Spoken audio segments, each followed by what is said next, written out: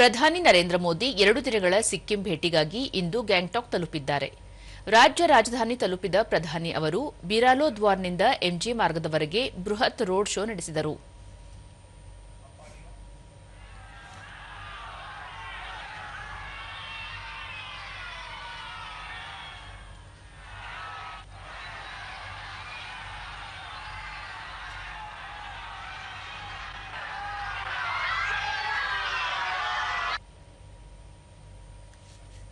ನಾಳೆ ಸಿಕ್ಕಿಂನ 50ನೇ ರಾಜ್ಯ ಸಂಸ್ಥಾಪನಾ ದಿನಾಚರಣೆಯ ಸಮಾರೋಪದಲ್ಲಿ ಪ್ರಧಾನಿ ಪಾಲ್ಗೊಳ್ಳಲಿದ್ದು, ಇದೇ ವೇಳೆ ರಾಜ್ಯದಲ್ಲಿ 4,000 ಕೋಟಿ ರೂಪಾಯಿಗೂ ಅಧಿಕ ವೆಚ್ಚದ ಅನೇಕ ಅಭಿವೃದ್ಧಿ ಯೋಜನೆಗಳ ಉದ್ಘಾಟನೆ ಮತ್ತು ಶಂಕುಸ್ಥಾಪನೆ ನೆರವೇರಿಸಲಿದ್ದಾರೆ.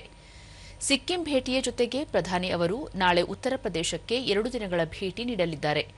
ಮೊದಲ ದಿನ ವಾರಾಣಸಿಯಲ್ಲಿ ಮಹಿಳಾ ಸಮ್ಮೇಳನದಲ್ಲಿ ಪಾಲ್ಗೊಳ್ಳಲಿರುವ ಅವರು 6,000 ಕೋಟಿ ರೂಪಾಯಿಗೂ ಅಧಿಕ ವೆಚ್ಚದ ವಿವಿಧ ಅಭಿವೃದ್ಧಿ ಯೋಜನೆಗಳ ಉದ್ಘಾಟನೆ ಮತ್ತು ಶಂಕುಸ್ಥಾಪನೆ ನೆರವೇರಿಸಲಿದ್ದಾರೆ.